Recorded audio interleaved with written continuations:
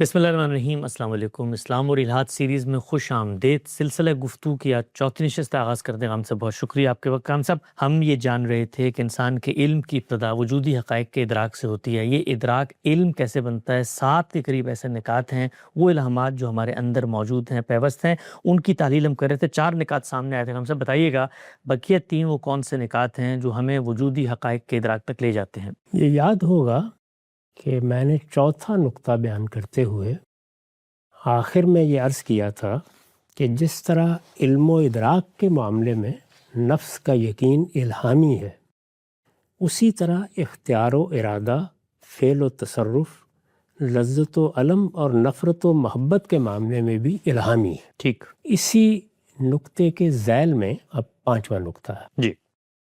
मैंने लिखा है इसी के तहत ये बात भी है कि उसे यानी नफ्स को महसूसात खारजी में इन्फ़ियाल का यकीन है। अच्छा। महसूसात खारजी एक्सटर्नल ऑब्जेक्ट्स, ठीक। ये जो हमारे गिरदो पेश में चीज़ें हमारे मुशाहिदे में आती हैं, नफ्स उनके बारे में इन्फ़ियाल का यकीन रखता है, इफ़ेक्शन का। यानी वो उनकी तरफ इक़दाम करेगा तो वो उससे मुतासर होंगी। अच्छा। वो हमेशा से जानता है कि महसूसात खारजी यानी वही एक्सटर्नल ऑब्जेक्ट्स उसके अफ़ाल का तासुर कबूल करते हैं, उससे इफ़ेक्ट होते हैं। वो जब हाथ बढ़ाता है या किसी चीज़ को अपनी गिरफ्त में लेता है तो अपने इसी इल्म व यकीन का इजहार करता है। ठीक। यानी मैं जब ये फ़ैसला करता हूँ कि मैं इस मेज़ को अपनी तरफ खींच लूँगा, मैं इसके लिए हाथ बढ़ाता हूँ, तो इस यकीन के साथ हाथ बढ़ाता हूँ कि मेरे इस फ़ेल का तासुर मेज़ कबूल करेगी और खिंचती हुई मेरी तरफ आ जाएगी। अगर आप गौर करके देखें तो हमारे सारे अफ़ाल के पीछे यही यकीन कार फरमा होता है। आप एक कुदाल लेके अपने बाग में उतर जाते हैं और ज़मीन खोदना शुरू कर देते हैं। ज़मीन इस तसर्रुफ़ को कबूल करती है जी। वो इस फ़ेल को मुमकिन बनाती है, वो इसके सामने मुनफ़ैल हो जाती है, वो इसका तासुर कबूल करती है। ये यकीन है जो हमें इस फ़ेल के लिए आमादा करता है। ठीक। वो जब हाथ बढ़ाता है या किसी चीज़ को अपनी गिरफ्त में लेता है तो अपने इसी इल्म व यकीन का इजहार करता है। उसे ये यकीन ना होता, यानी नफ्स को उसे ये यकीन ना होता तो वो इनमें से कोई इकदाम भी नहीं कर सकता था। ठीक। यानी अगर ये यकीन ना हो तो आप कुदाल पकड़ के बाग में जाएंगे? नहीं। मैं मेज़ की तरफ हाथ बढ़ाऊंगा? ये मुमकिन नहीं है।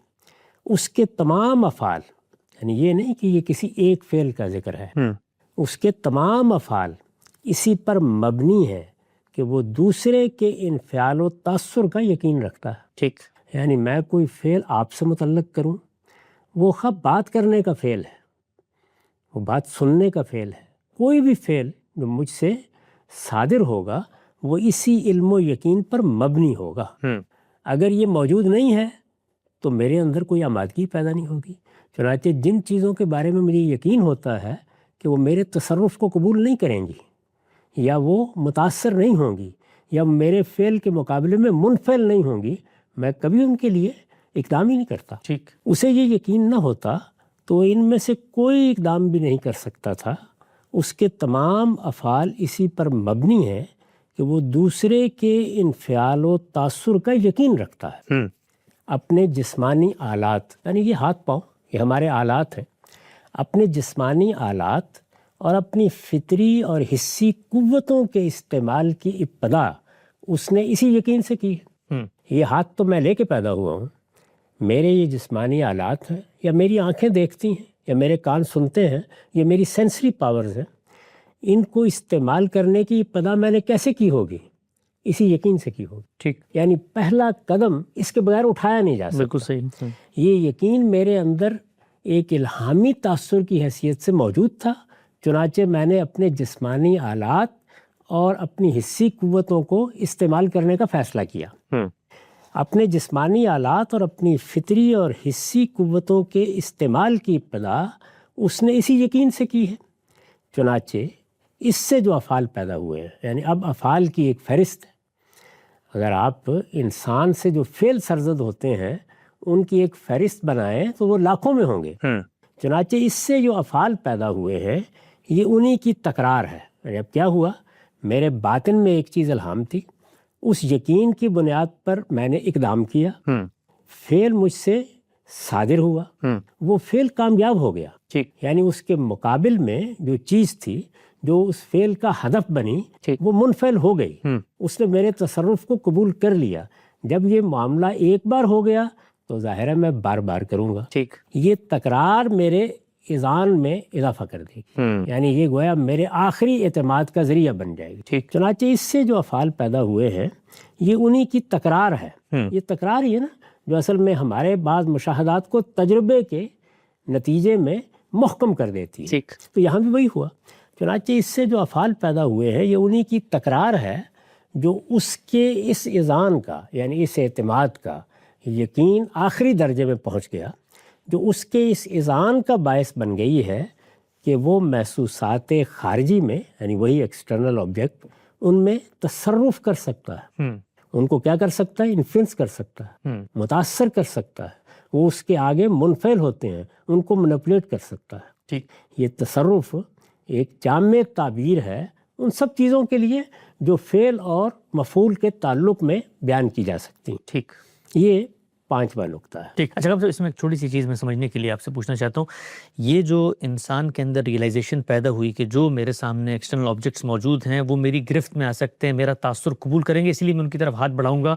کوئی مثال کے طور پہ یہ کہے کہ بھائی یہ پہلا انسان جو پیدا ہوا ہوگا تو اس نے یہ ہاتھ بڑھا کے دیکھا ہوگا، اس کے نتیجے میں میز آئی ہوگی، تو یہ ہم اس کو یوں کہ کہتے ہیں کہ اندر نفس کا الہام تھا، موجود تھا، مطلب اس نے ہاتھ بڑھایا ہوگا، کوئی چیز گرفت میں آ گئی ہوگی، تو اب یہ تجربہ بنتا چلا گیا اور پھر اس سے انسانوں کو آگے یقین حاصل ہو گیا۔ یعنی پہلی مرتبہ تو اس کے باطن کی رہنمائی میں یہ کام ہوا ہوگا، تکرار نے اذعان پیدا کیا ہے، ٹھیک، لیکن ابتدا کیسے ہو سکتی ہے؟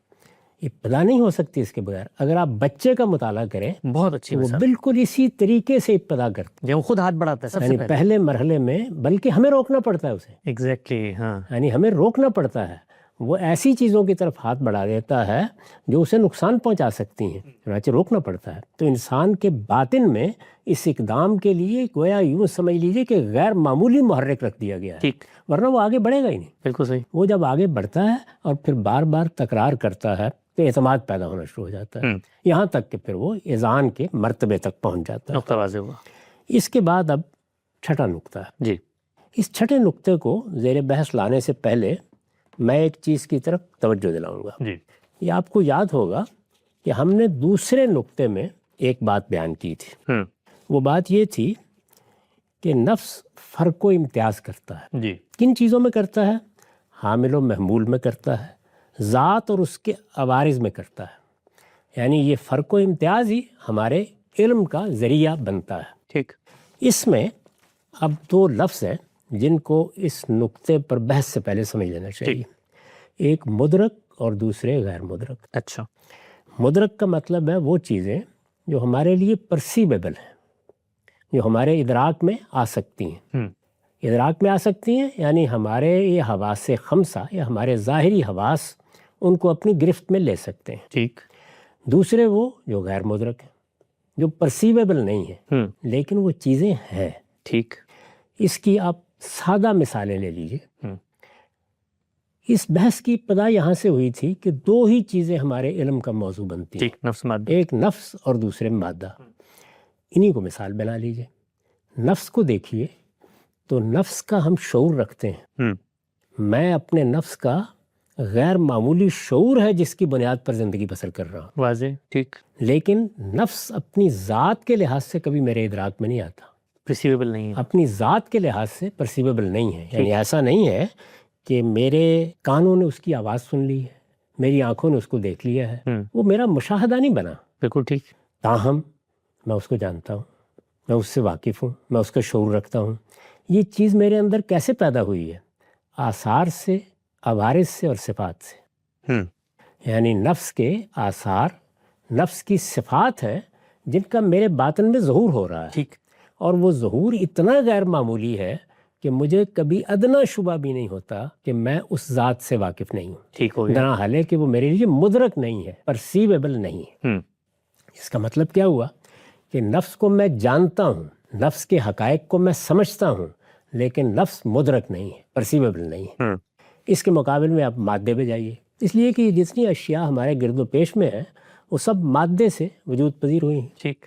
ہم ان کی ذات تک پہنچنا چاہتے ہیں، جمادات ہو، نباتات ہو، حیوانات ہو، ذات تک پہنچنا چاہتے ہیں. غور کر کے دیکھیے تو ذات کا شعور بالکل اسی طریقے سے یہاں بھی ہے، لیکن وہ ذات کبھی ہمارے ادراک میں نہیں آتی. وہ بھی نان پرسیویبل. ہم جو کچھ دیکھ رہے ہوتے ہیں وہ صفات اور عوارضی کا ظہور ہے. ٹھیک. چنانچہ پہلے دن سے جب انسان نے ان چیزوں پر غور کرنا شروع کیا ہے تو یہ چیز اس کے لیے مسئلہ بنی ہے. وہ اس ذات کو تلاش کرتے کرتے وہاں پہنچا ہے جس کو آپ اب ذرہ لا یتجزا یا ایٹم کہتے ہیں. یہ ذات ہی کی تلاش ہے، اور جب وہ وہاں پہنچا ہے تو یہ حقیقت بالکل واضح ہوگی کہ وہ بھی پرسیویبل نہیں ہے، وہ بھی مدرک نہیں ہو سکتا. اس کو بھی آثار ہی سے متعین کیا جاتا ہے. ہم نے اس کی صورتیں بنا لی ہیں. اب ہم جانتے ہیں کہ اس میں کیا ہو رہا ہے اور کہاں سے ابتدا ہو رہی ہے، لیکن ان میں سے کوئی چیز نہ ہمارے حواس کی گرفت میں آتی ہے نہ ہمارے آلات کی گرفت میں آتی ہے. وہاں بھی آثار کا، عوارض کا اور صفات کا ظہور ہو رہا ہے جس سے ہم اس حقیقت کا ادراک کرتے ہیں. یہ بات واضح ہو گئی. یعنی نفس اور مادہ دونوں میں کسی جگہ بھی ذات پرسیویبل نہیں ہے، قابل ادراک نہیں ہے، لیکن اس کے ساتھ بہت سی چیزیں قابل ادراک ہیں. تمام عوارض قابل ادراک ہے، تمام صفات قابل ادراک ہے. دوسرے لفظوں میں کہیے تو نفس اور مادہ دونوں کی ذات کے تمام مظاہر قابل ادراک ہیں. تو اس سے واضح ہو گیا کہ جب ہم مدرک یا غیر مدرک یا پرسیویبل اور ان پرسیویبل کے لفظ استعمال کرتے ہیں تو اس سے کیا مراد ہے، کیا مسئلہ پیدا ہوتا ہے. اس کو سمجھ لینے کے بعد اب یہ سوال ہے کہ وہاں تو ہم نے یعنی دوسرے نقطے میں یہ بیان کیا تھا کہ نفس ذات اور اس کے عوارض کو الگ الگ کر لیتا ہے. جی ہاں. یہ ذات اور اس کے عوارض ہی کو الگ الگ کرنا ہے. بالکل ٹھیک. یعنی وہ عوارض کو دیکھ رہا تھا لیکن اس نے ذات کو پہچان لیا ہے، اور اب وہ ذات کو اور عوارض کو الگ الگ سمجھتا بھی ہے اور مانتا بھی ہے، اگرچہ اس کی ذات اس کی گرفت میں نہیں آتی. وہ اس کے لیے قابل ادراک نہیں ہے. اس نقطے میں اب ہم یہ سمجھیں گے کہ وہ نہ صرف یہ کہ ذات اور عوارض کو الگ کر لیتا ہے بلکہ ایک ذات کو دوسری ذات سے بھی الگ کر لیتا ہے. اچھا. یعنی آپ دیکھیے کہ اگرچہ وہ چیز پرسیویبل نہیں ہے، وہ اس کے ادراک میں نہیں آتی، لیکن اس کے باوصف وہ ایک ذات اور دوسری ذات میں کبھی خلط مبس پیدا نہیں کرتا، کبھی التباس میں مبتلا نہیں ہوتا. اس کو اب سمجھنا اور سمجھانا ہے. چنانچہ میں نے لکھا ہے جو چیزیں نفس کے مماثل نہیں ہیں وہ ان میں اور اپنی ذات میں یعنی ان کی ذات میں اور اپنی ذات میں فرق کر سکتا ہے. ٹھیک. یعنی پہلی چیز کیا تھی کہ وہ ذات اور اس کے عوارض میں فرق کرتا ہے. یہاں یہ ہے کہ وہ میری ذات میں اور کرسی کی ذات میں، میری ذات میں اور بیل کی ذات میں، ان میں بھی فرق کر سکتا ہے.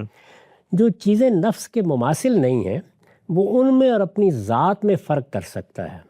اس کے معنی یہ ہے کہ وہ مدرک اور غیر مدرک میں امتیاز کی صلاحیت رکھتا ہے. ٹھیک. بالکل واضح. یہ بات واضح ہو گئی. بالکل واضح. یعنی اس میں یہ صلاحیت موجود ہے کہ صرف یہ نہیں کہ میری آنکھ نے اس میز کو الگ دیکھا اور کرسی کو الگ دیکھا ہے، یہ تو پرسیویبل ہے، ان میں فرق و امتیاز ایک واضح چیز ہے. نہیں، وہ ذات اور ذات میں بھی فرق کر سکتا ہے جو اصلاً غیر مدرک ہے، ان پرسیویبل ہے. بالکل واضح. چنانچہ وہ دیکھتا ہے کہ اس کی صفات سے الگ، اب یہ کہ وہ کیسے فرق کرتا ہے، چنانچہ وہ دیکھتا ہے کہ اس کی صفات سے الگ کچھ ایسی صفات بھی ہیں جو اس کے ادراک میں آتی ہیں مگر وہ ان کا حامل نہیں ہے. بالکل ٹھیک. صفات تو اس کے ادراک میں آتی ہیں، وہ مدرک ہے، ان کو وہ پرسیو کرتا ہے، روشنی کو وہ دیکھ رہا ہے. اس وجہ سے صفات کو وہ مادے کے مظاہر میں بھی دیکھ رہا ہے، وہ نفس کے مظاہر میں بھی دیکھ رہا ہے. بالکل ٹھیک. یعنی میں جب آپ کو دیکھتا ہوں تو نفس کے مظاہر کو دیکھتا ہوں، جب میں ایک میز کرسی کو دیکھتا ہوں تو آفتاب کو دیکھتا ہوں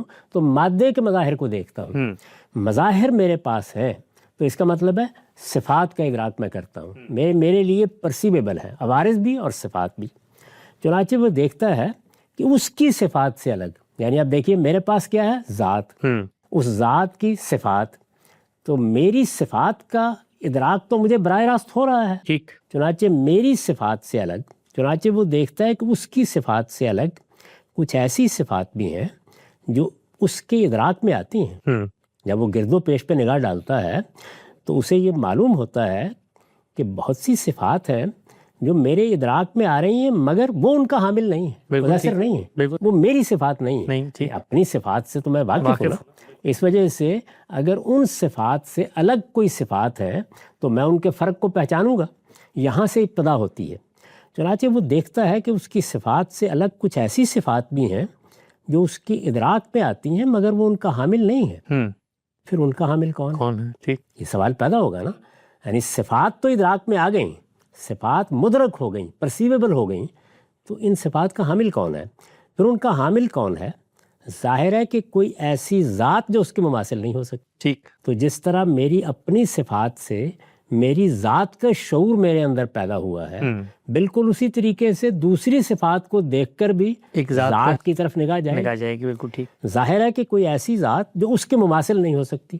اب جب وہ صفات مجھ سے الگ ہیں تو ذات بھی میرے مماثل نہیں نہیں ہوگی، ذات بھی الگ ہوگی. ہم بیان کر چکے ہیں کہ نفس کے الہامات میں یہ چیز بھی داخل ہے کہ ذات کے بغیر صفات کا کوئی تصور نہیں. بالکل ٹھیک. یہ تو نہیں ہو سکتا کہ صفات ادراک میں آ رہی ہیں اور ہم یہ خیال کریں کہ یہ کسی ذات کے بغیر ہو رہی ہیں. بالکل ٹھیک. یہ بات تو پہلے واضح ہو چکی ہے. بالکل صحیح ہے. ہم بیان کر چکے ہیں کہ نفس کے الہامات میں یہ چیز بھی داخل ہے کہ ذات کے بغیر صفات کا کوئی تصور نہیں ہے.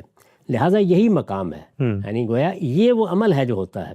لہٰذا یہی مقام ہے جہاں سے وہ یقین حاصل کر لیتا ہے کہ اس کے گرد و پیش میں ایسے موجودات ہیں جو ان صفات سے متصف ہیں جو اس کی ذات سے الگ. بالکل ٹھیک. اور اس طریقے سے صرف یہی نہیں کہ نفس ذات اور اس کے عوارض کو الگ الگ پہچان لیتا ہے، وہ ذات اور ذات میں بھی فرق کر لیتا ہے. فرق کرنے کا عمل ہوتا کیسے ہے؟ صفات. اس نقطے میں یہ اس کی وضاحت کر دی گئی. بالکل ٹھیک. چھٹا نقطہ آپ نے واضح کیا. ایک چھوٹی سی مثال لے کے میں اس کو اطلاق میں اگر ڈھالوں، مثال کے طور پہ میں بطور انسان اپنے نفس کا جب مشاہدہ کرتا ہوں اپنی باطنی حواس کے ذریعے تو کچھ صفات میرے سامنے آتی ہیں. مثال کے طور پہ میرے اندر رنج ہے، الم ہے، ذکاوت ہے، نفرت ہے، سارے جو ایموشنز ہیں میں ان کو دیکھ رہا ہوتا ہوں.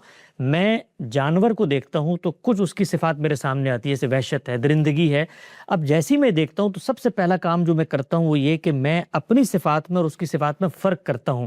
اور دوسرا کام جو میں کرتا ہوں وہ یہ کہ جو میری ذات ہے جن کا حامل میں ہوں اس کا میں مشاہدہ نہیں کر رہا. جانور کی ذات بھی میرے مشاہدے میں نہیں آ رہی، لیکن میں فوراً یہ فرق کر کے فیصلہ صادر کرتا ہوں کہ جو کچھ میری ذات ہوگی وہ جو کچھ جانور کی ذات ہے وہ دونوں ایک نہیں ہیں بلکہ وہ الگ الگ ہیں. یہی بات ہے. اس مثال کو آپ مادے اور نفس کے تمام مظاہر پہ لے جائیے. ٹھیک. یعنی ہمارے گرد و پیش میں جو کچھ ہے وہ نفس اور مادے کے مظاہر ہیں. بالکل صحیح. ایک ایک چیز پر اطلاق کر کے دیکھیں گے تو جو یہاں طریقہ بیان کیا گیا ہے آپ اسی کو روب عمل پائیں گے. یعنی بالکل ایسے ہی ہو رہا ہے. صفات کا ادراک ہوتا ہے، صفات میں فرق واضح ہوتا ہے، حامل کی تلاش ہوتی ہے، حامل کوئی ذات ہی ہو سکتی ہے، چنانچہ ہم ان موجودات کا علم حاصل کر لیتے ہیں. نقطہ بالکل واضح ہوا. آگے بڑھاتے ہیں. ہم سب بتائیے گا کہ ساتواں اور آخری نقطہ اس پورے باب میں کیا ہے؟ ہمارا یہ ادراک علم کیسے بنتا ہے؟ اس کے بعد اب ساتواں اور آخری نقطہ جی میں نے لکھا ہے خیر و شر کا امتیاز بھی من جملہ الہامات نفس ہے. ٹھیک. یعنی جس طریقے سے یہ چیزیں جو ہم نے اوپر بیان کی ہیں یہ اسی الہام کا نتیجہ ہے. یہ یقین میرے اندر بدیت ہے. میں نے جب ایک میز اور کرسی میں بھی فرق کیا ہے تو یہ فرق اپنی حقیقت کے لحاظ سے میرے اندر الہام کر دیا گیا تھا. یہ اس کا اطلاق ہے، پھر اس کے نام رکھ دیے گئے ہیں. اسی طرح کی نوعیت خیر و شر کی ہے. یعنی بھلائی اور برائی، بر و اسم، ٹھیک، گناہ اور ثواب، اچھی بات اور بری بات. خیر و شر کا امتیاز بھی من جملہ الہامات نفس ہے. یعنی یہ بھی میرے اندر بدیت ہے. یہ چیز اچھی ہے، یہ بری ہے، اس کا حکم میرے اندر موجود ہے. اشیاء باہر ہے اور اس حکم کے لگانے میں غلطی بھی کرتا ہوں، لیکن یہ حکم علم کی حیثیت سے میرے اندر الہام کر دیا گیا ہے. ہر شخص جانتا ہے کہ نفس انسانی صرف مرغوبات و مکروہات میں امتیاز نہیں کرتا. ٹھیک. یعنی یہ بات کہ فلاں چیز کی مجھے رغبت ہے اور فلاں چیز کو میں ناپسند کرتا ہوں. رغبت ہے مرغوبات، ناپسند کرتا ہوں مکروہات. یہ فرق تو جانور بھی کر لیتے ہیں. کیا ہم بھی صرف یہی فرق کرتے ہیں؟ ہر شخص جانتا ہے کہ نفس انسانی صرف مرغوبات و مکروہات میں امتیاز نہیں کرتا، اس کے ساتھ ان پر خیر و شر اور بر و اسم کا حکم بھی لگاتا ہے. یعنی وہ اس کے ساتھ ایک اور حکم بھی صادر کرتا ہے اپنے اندر سے کہ یہ چیز اخلاقی لحاظ سے اچھی ہے اور یہ چیز اخلاقی لحاظ سے بری ہے. ٹھیک. یہ نہیں کہ یہ مجھے پسند ہے، یہ ناپسند ہے. اگر پسند اور ناپسند کا معاملہ ہو تو اس کو آپ حیوانی جبلت سے بھی تعبیر کر سکتے ہیں، لیکن یہ اس سے آگے بڑھ کر ایک حکم ہے، اور وہ کیا ہے؟ خیر و شر اور بر و اسم کا حکم، اچھائی اور برائی کا حکم۔ چنانچہ ایسا کبھی نہیں ہوتا کہ وہ تمام مرغوبات کو خیر اور تمام مکروہات کو شر سمجھ لیں۔ ٹھیک، یعنی کیوں ہم کہتے ہیں کہ یہ حکم الگ سے اس کے اندر موجود ہے؟ اس لیے کہ اگر یہ مرغوبات کا لازمی نتیجہ تھا تو پھر تمام مرغوبات کو اسے نیکی قرار دینا چاہیے اور تمام مکروہات کو شر کہنا چاہیے تھا۔ ایسا نہیں ہوتا۔ چنانچہ ایسا کبھی نہیں ہوتا کہ وہ تمام مرغوبات کو خیر اور تمام مکروہات کو شر سمجھ لے۔ یہ اسی کا نتیجہ ہے، یعنی یہ چونکہ اس کے اندر ایک الہام ہے، یہ اسی کا نتیجہ ہے کہ اپنے آپ کو وہ گاہے بلندی اور گاہے پستی کی طرف کھنچتا ہوا دیکھتا۔ خیر و شر کا یہی الہام ہے جو اس کے وجود میں یہ احساس پیدا کرتا ہے۔ یہ اسی کا نتیجہ ہے کہ اپنے آپ کو وہ گاہے بلندی اور گاہے پستی کی طرف کھنچتا ہوا دیکھتا اور اپنے میلانات میں بہت کچھ اختلاف پاتا ہے۔ پھر یہی نہیں، وہ یہ بھی جانتا ہے کہ طیب خبیث سے اور بلندی پستی سے کس طرح الگ ہے۔ ہم نے اس سے پہلے فرق و امتیاز کی مختلف صورتیں بیان کی ہیں، ذات اور اس کے عوارض میں فرق، ذات اور ذات میں فرق۔ یہاں کیا ہے؟ پستی اور بلندی میں فرق، یعنی کیا چیز طیب ہے، کیا چیز خبیث ہے۔ چنانچہ وہ اتراتا بھی ہے، جب وہ اپنے آپ کو بلندی پر دیکھتا ہے تو ایک خاص طرح کا احساس فخر اس میں پیدا ہوتا ہے۔ چنانچہ وہ اتراتا بھی ہے اور جھجکتا بھی، اور پیچھے بھی ہٹتا ہے۔ ایک خاص طرح کی حیا بھی اس کے اندر ہے، مدح بھی کرتا ہے اور مذمت بھی۔ مدح اور مذمت دونوں اصل میں خیر و شری کی بنیاد پر ہوتی ہے۔ بالکل ٹھیک۔ اعتراف عظمت بھی کرتا ہے اور ملامت بھی۔ اگر غور کر کے دیکھیے تو یہ دونوں چیزیں بھی اسی الہام سے پیدا ہوں گی۔ اسی طرح غیرت و حمیت بھی دکھاتا ہے، ایک سینس آف آنر بھی اس کے اندر ہے۔ یہ سب اگر غور کیجئے تو فجور و تقوی کہ اسی الہام کا نتیجہ ہے جو اس کی فطرت میں ودیت کر دیا گیا ہے۔ یعنی فجور اور تقوی، فجور کیا ہے؟ امپائٹی، تقوی کیا ہے؟ پائٹی۔ یعنی میرے اندر ایک خاص طرح کا پرہیزگاری کا احساس ہے اور ایک اس کے مخالف احساس ہے۔ یہ فجور و تقوی، اس کو آپ بر و اسم کہیے، اس کو آپ خیر و شر کہیے، یہ در حقیقت میری فطرت میں ودیت ایک الہام ہے جس کے نتیجے میں میں چیزوں کے بارے میں یہ فیصلہ سناتا ہوں کہ یہ چیز صحیح ہے اور یہ چیز غلط ہے، یعنی اخلاقی لحاظ سے۔ اور یہ کس کا نتیجہ ہے؟ اس الہام کا جو میری فطرت میں کر دیا گیا ہے۔ میں خیر اور شر کو بھی اسی طرح سے الگ الگ پہچانتا ہوں جس طرح ذات اور ذات کو الگ الگ پہچانتا ہوں، ذات اور اس کے عوارض کو الگ الگ پہچانتا ہوں۔ یہ 7 نکات ہیں۔ نقطہ بالکل واضح ہوا غم صاحب۔ 7 کے قریب وہ الہامات کیا ہیں؟ انسان کے علم کی ابتدا وجودی حقائق کے ادراک سے ہوتی ہے، نفس ہو یا مادہ ہو، ظاہری اور باطنی حواس سے جب اس تک رسائی ہوتی ہے تو ہمارے باطن میں وہ کون سے الہامات ہیں جن کی وجہ سے ہم اس اذعان، اس یقین تک پہنچ جاتے ہیں۔ یہاں سے بھی 7 کے قریب نکات تھے جو زیر بحث آئے۔ اس کے بعد آگے کا کیا مرحلہ ہے، یہاں پر وقت ختم ہوتا ہے۔ گاندھی صاحب سے سمجھنے کی کوشش کریں گے، دوبارہ حاضر خدمت ہوں گے۔ اب تک آپ کا بہت شکریہ۔